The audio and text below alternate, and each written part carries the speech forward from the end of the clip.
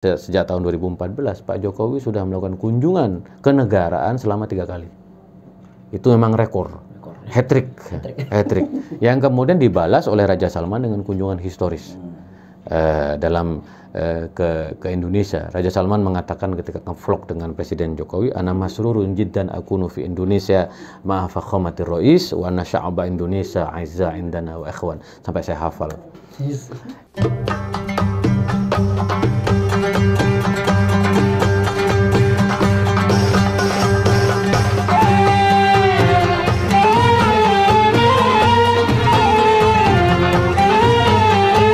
Assalamualaikum Mas Zuhair. Waalaikumsalam warahmatullahi wabarakatuh. Terima kasih sudah menyambut kami dari Islamina, sebuah bulletin yang bergerak dalam pandangan-pandangan Islam moderat di Indonesia. Kami ingin mewawancara Mas Zuhair, terutama mengenai hubungan Arab Saudi dengan Indonesia. Karena selama ini kita tahu bahwa hubungan Arab Saudi dengan Indonesia kan sudah terjalin lama sekali ya. Bahkan Saudi dianggap sebagai salah satu negara yang mengakui kemerdekaan Indonesia di tahun 1945 ya. Jadi karena maksudnya sekarang ini dalam posisi sebagai sosok yang akan berangkat ke Saudi sebagai dubes di sana, kami akan melakukan wawancara mengenai beberapa hal tentang hubungan Arab Saudi dengan Indonesia. Baik, mungkin hal yang pertama yang kita tanyakan adalah menurut Mas Zuhair nih, sebenarnya bagaimana pandangan Mas Zuhair tentang keberagaman masyarakat Indonesia saat ini? Maksud gimana? Ya, keberagaman masyarakat Indonesia saat ini adalah keberagaman yang toleran, yang ramah, yang bersahabat dan bersaudara. Karena yang seperti kita tahu bahwa walaupun mayoritasnya adalah Ahlus Sunnah wal Jamaah, terutama lebih dekat dengan tradisi Nahdlatul Ulama, tetapi sesungguhnya yang membedakan antara Ahlus Sunnah wal Jamaah, Nahdiyah, Al-Nusantarawiyah atau Al-Indonesia itu adalah di mana adaptasinya dengan kebudayaan dan tradisi kearifan lokal. Kita tahu bahwa kearifan lokal itu tumbuh sebelum Indonesia datang, bahkan mungkin juga sebelum Islam datang. Nah, kearifan lokal inilah yang kemudian menjadikan keberislaman kita lebih toleran dan lebih ramah, sehingga kita tahu bahkan Islam itu datang sejak abad 9 ya ke Indonesia, ke Nusantara, bumi Nusantara, tetapi baru bisa berkembang itu pada abad 13, 14, 15, 16, yaitu ketika Wali Songo datang ke Indonesia, dan Wali Songo itu mampu menghadirkan Islam yang berbudaya, Islam yang arif ya, Islam yang membangun spiritualitas masyarakat, sehingga kemudian ya, ada jeda sekitar 4 abad ya. Abad 9 baru mulai abad 13 sampai abad 16. Nah, kenapa Islam bisa diterima oleh masyarakat Nusantara? Karena Islam hadir untuk merayakan kebudayaan dan kearifan lokal dari masyarakat kita. Apa yang kita sebut dengan masyarakat Nusantara adalah masyarakat yang terbuka, open society, dan Islam adalah agama yang membangun kearifan dan persaudaraan. Kita lihat misalnya dari segi etnis misalnya, kita tidak jauh-jauh lah, kita cerita tentang Madura misalnya. Bersamaan itu hampir orang-orang China itu datang abad ke-7 ya, 7 dan 9 itu hampir bersamaan dengan kedatangan orang-orang dari Gujarat atau dari Timur Tengah ke Indonesia. Nah, ketika orang-orang Cina datang, yang terjadi apa di Madura? Masyarakat menerima, terbuka. Karena di situ ada penghormatan terhadap tamu. Nah, begitu pula ketika Islam datang, Islam juga punya satu tradisi. Man kana yu'minu billahi wal yawmil akhir falyukrim dhaifahu. Menghormati tamu. Hampir di seluruh kebudayaan Nusantara atau nasional Indonesia, kita punya budaya menghormati tamu. Itu budaya menghormati tamu itu adalah budaya yang dulu ada jauh sebelum Islam datang. Nah, ketika Islam datang dan kemudian kita belajar di pesantren, maka yu'minu billahi wal yawmil akhir falyukrim dhaifahu, sehingga ini ada titik temu antara Islam dengan kearifan atau kebudayaan lokal. Oh iya, baik. Terima kasih. Menurut Mas Zuhair nih, sebenarnya bagaimana karakteristik keberislaman Indonesia yang toleran, rahmah, terus juga terbuka itu bisa terbentuk misalnya? Ya, dalam perjalanan sejarahnya, karena kebudayaannya toleran, terbuka, umat Islam juga mulai mengisi kebudayaan dan kearifan lokal. Misalnya ziarah kubur, maulid Nabi, lalu kemudian Asyura, lalu kemudian tahlilan, ada kumpulan malam Jumatan, Yasinan. Jadi Islam membangun spiritualitas, bukan Islam membangun konteks politik. Berbeda dengan Timur Tengah. Timur Tengah ketika dinasti Ottoman jatuh 1923, 1924, kan kemudian cara pandangnya terhadap Islam itu politis. Bagaimana mendirikan negara Islam. Walaupun sejak dulu Nabi tidak membangun negara Islam. Nabi membangun negara Madinah, negara yang berkeadaban, civilized society. Ya, jadi dalam bahasanya Al-Farabi, Al-Madinah Al-Fadilah, atau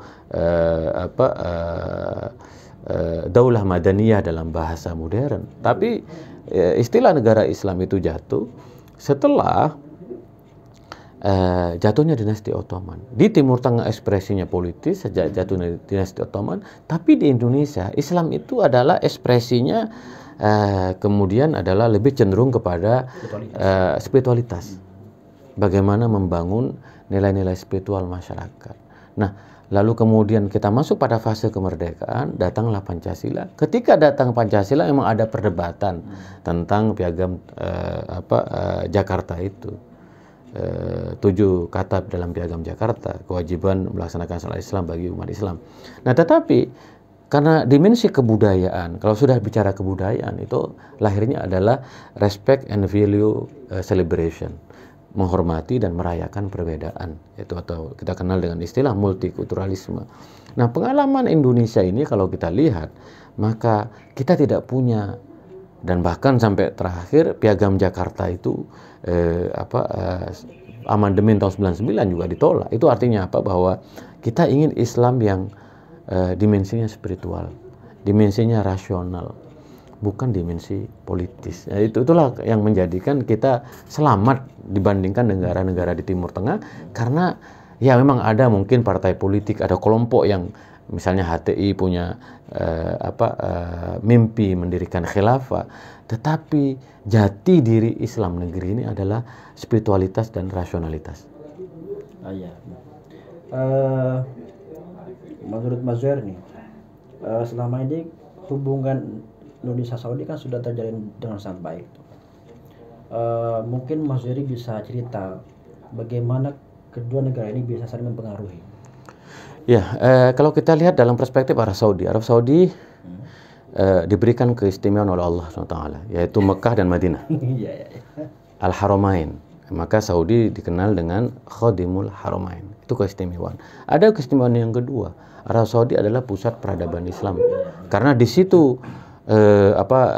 Islam hadir dan ulama-ulama itu punya latar historis di Saudi Arabia. Kita lihat misalnya para sahabat-sahabat Nabi, keluarga Nabi, ahlu bait Nabi, itu kan mereka orang-orang Arab Saudi, ya, orang-orang Madinah, ya kan? Sebagian lahir di Mekah sebelum Nabi melakukan hijrah dari Mekah ke Madinah. Jadi sekali lagi Arab Saudi pusat spiritualitas keagamaan, tetapi juga pusat rasionalitas keagamaan. Maka menurut sejarawan ya, sejak abad 13 tuh telah terjadi kontak hubungan dengan Arab Saudi sampai puncaknya abad 19. Muncul tokoh-tokoh yang tidak hanya belajar di Jazirah Arab atau Arab Saudi modern, tetapi mereka juga mengajar di Arab, punya ruwak, punya majelis-majelis keilmuan di sekitar Ka'bah. Misalnya kita menyebut Junaid Al-Betawi dari Betawi, Nawawi Al-Bantani dari Banten, Khotib Al-Minangkabawi dari Minangkabau, Yasin Al-Fadani dari Padang, Mahfud At-Termasi dari Termas, Hadratus Syekh Hasyim Asy'ari dari Tubuireng. Tokoh-tokoh ini kan kuat sekali. Maka karena ulama-ulama Nusantara ini mengajar di sekitar Ka'bah, di ruang-ruang majelis pengajian keilmuan sekitar Ka'bah, lalu ya mau tidak mau Nusantara yang kita sebut dulu, atau Indonesia dalam bahasa kita modern, itu dikenal sangat populer di Arab Saudi dengan wajahnya sebagai negara muslim terbesar dan produsen ulama. Ini pada zaman itu. Dan oleh karena itu kemudian Arab Saudi termasuk salah satu negara di kawasan Timur Tengah yang pertama kali mengakui kemerdekaan Indonesia. Kalau tidak salah tahun 46 atau tahun 47 ya. Tidak lama setelah itu Arab Saudi mengakui kemerdekaan Indonesia. Hubungan ini sangat kuat sekali. Presiden Abdurrahman Wahid berkunjung, lalu kemudian Presiden Soeharto, Presiden SBY, tapi pada era Pak Jokowi ini semakin intensif. Selama Pak Jokowi menjabat sebagai presiden sejak tahun 2014, Pak Jokowi sudah melakukan kunjungan kenegaraan selama 3 kali. Itu memang rekor. Hat-trick. Yang kemudian dibalas oleh Raja Salman dengan kunjungan historis ke Indonesia. Raja Salman mengatakan ketika nge-vlog dengan Presiden Jokowi, "Ana masrurun jiddan akunu fi Indonesia ma'a fakhamatir rais wa anna sya'ba Indonesia aizza indana wa ikhwan." Sampai saya hafal. Jadi saya sangat senang berada di Indonesia bersama Presiden Jokowi. Bagi kami orang-orang rakyat Indonesia adalah rakyat yang mulia, yang baik, dan sahabat dekat bagi kami. Jadi memang ada hubungan historis yang sangat dekat.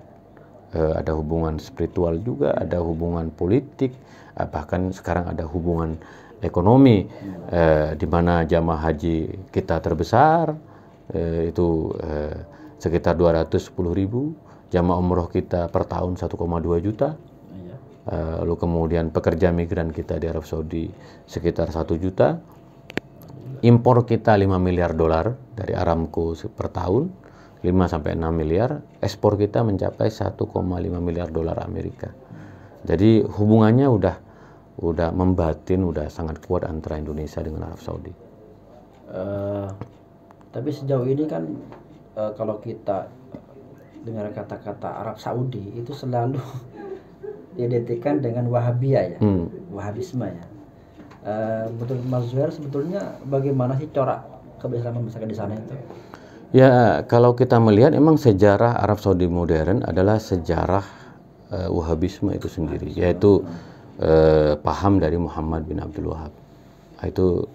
Itu memang secara historis. Tetapi kalau kita membaca bukunya Bung Karno di bawah bendera revolusi, Bung Karno menjelaskan dalam tulisannya Memudahkan Pengertian Islam. Bung Karno mengatakan bahwa Arab Saudi itu adalah sebuah kawasan yang bahasa Bung Karno itu mengikuti sunatullah, pantai. Jadi akan mengalami perubahan sesuai dengan perkembangan zaman. Maka kemudian Arab Saudi pelan-pelan menuju apa yang kita sebut dengan moderasi Islam. Dan itu bahkan kata Bung Karno, sejak perubahan-perubahan, transformasi atau reformasi di Arab Saudi dilakukan sejak era Ibnu Saud. Salah satu alasannya kata Bung Karno karena memang raja mendengarkan aspirasi dari kalangan muda.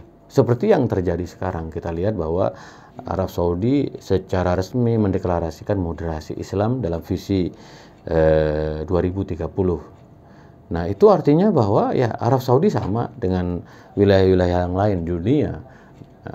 Barang siapa ingin bertahan, ingin survive, dia harus beradaptasi dengan perkembangan zaman. Arab Saudi juga sudah mengalami perubahan dan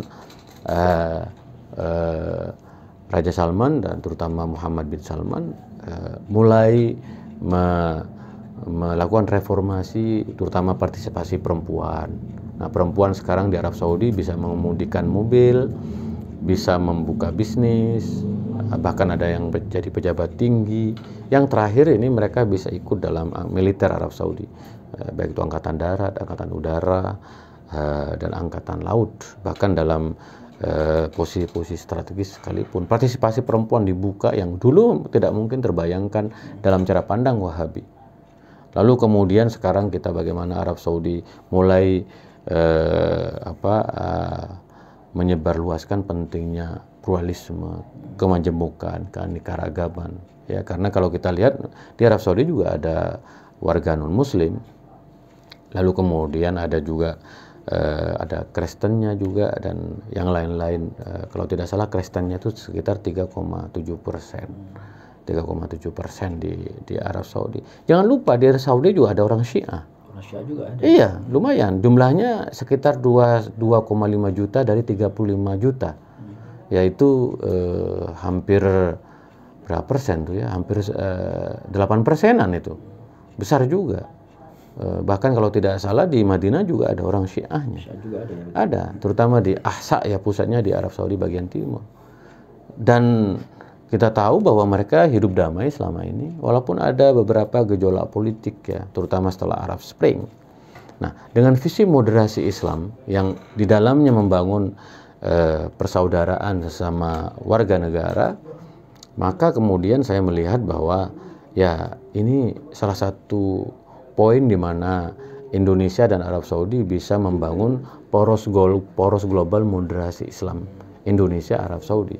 Nah, saya punya visi itu supaya moderasi Islam itu yang menjadi kompas, yang menjadi penunjuk bagi keberislaman dunia.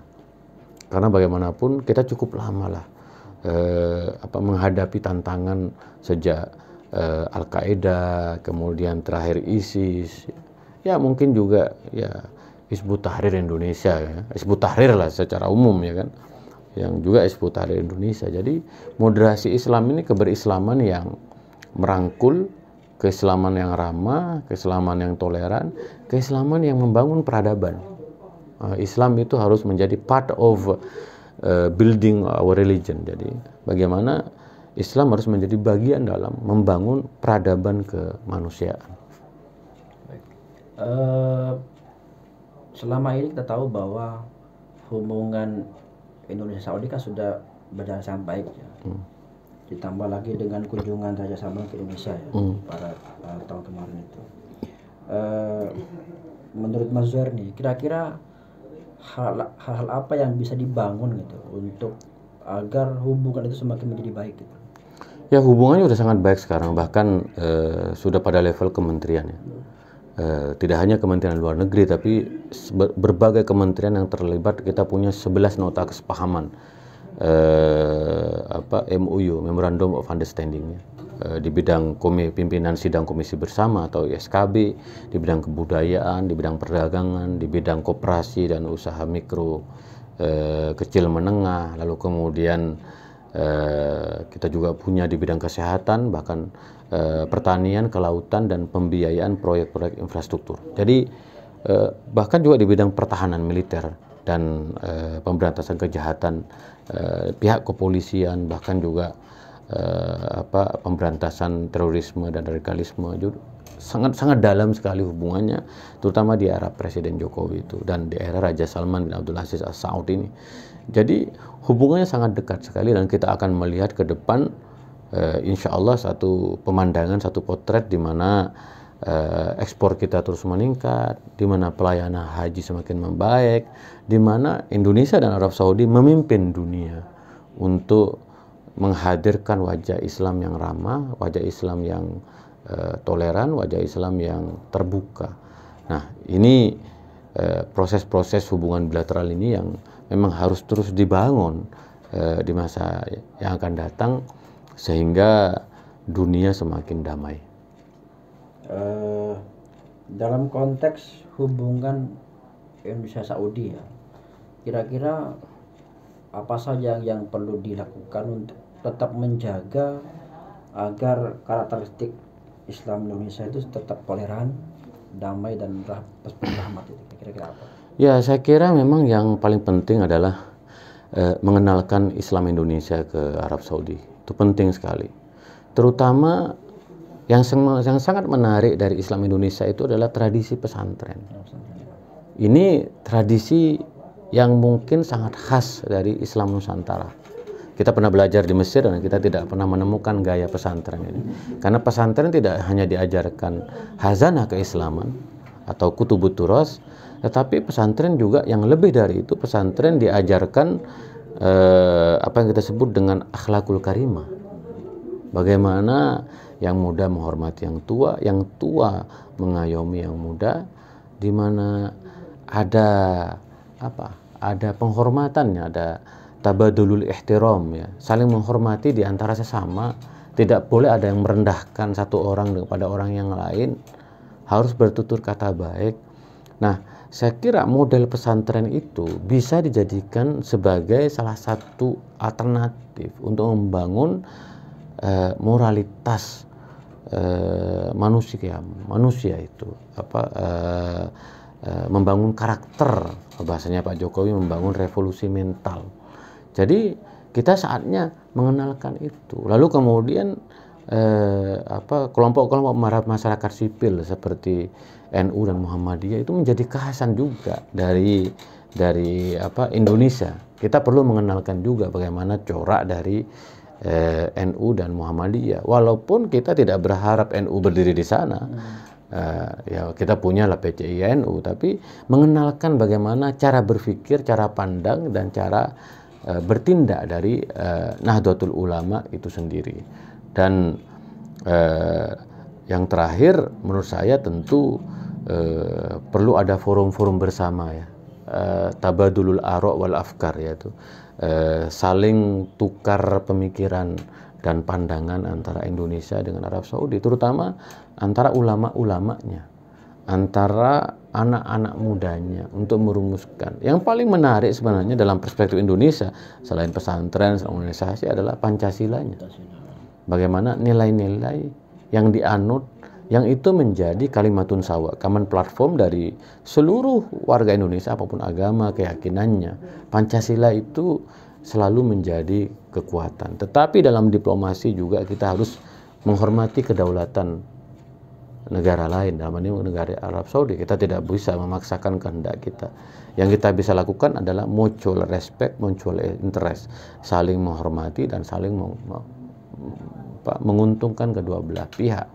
Dan itu prinsip di dalam diplomasi. Tapi komitmen Arab Saudi untuk membumikan moderasi Islam dan pengalaman panjang Indonesia dalam moderasi Islam itu akan menjadi salah satu hazanah yang luar biasa untuk semakin mendekatkan antara kedua negara. Baik, terima kasih Mas. Sama-sama. Wawancara kita kali ini, semoga kami berdoa semoga Mas Zuhairi ke Saudi lancar, ya. Amin. Menjadi dubes yang amanah, ya, yang menjadi corong aspirasi umat muslim di Indonesia agar Saudi itu menjadi tempat yang ramah. Ya, tugas saya adalah mengharumkan merah putih, dan mempererat hubungan kedua negara.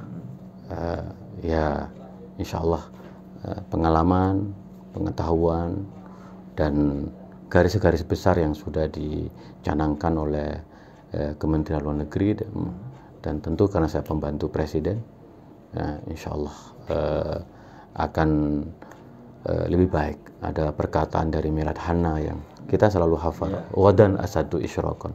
Kalau dia menulis kan, wadan asadu isyrokon, bahwa hari esok akan lebih cerah. Insya Allah hubungan Indonesia Arab Saudi di masa mendatang akan lebih cerah. Amin. Terima kasih Mas Yaya. Sama-sama.